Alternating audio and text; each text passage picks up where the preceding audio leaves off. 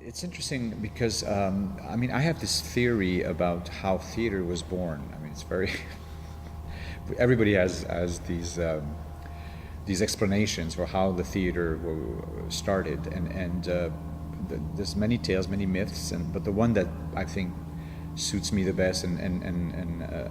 appeals to me is the idea that you know, gazillions of years ago people gathered in a quarry, and they did a big bonfire because it's the only thing you could do in those days. There was no light and no heat, and they would tell stories to each other, and eventually somebody had the idea of standing up and using his shadow to tell the story, and that's how theater is born. That's how film is born. That's how all the technologies we use today to tell stories are born. They're born from that moment of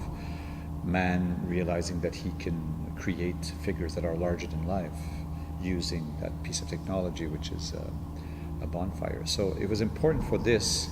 to start really as in a style of puppetry and theater that is the most low-tech possible, bidimensional,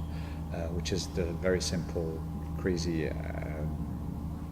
hand shadow puppetry, and then that brings us into the world of shadows, and eventually we move on into Renard, where we use light coming from the back, and then we borrow from a lot of East Asian shadow puppet techniques, but we also bring high tech into it because we create what we call white shadows, which is a technique we're developing with Michael, which is changing from back projection to front projection and actually shining white objects or mirrors through the screen, so you create white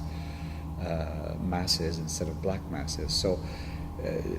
there's a kind of an evolution from this very, very primitive way of or spontaneous way of doing puppet or shadows to the three-dimensional world of Vietnamese water puppets and modern techniques and color and mise en scène and lighting and smoke and all of the things that the theater offers today.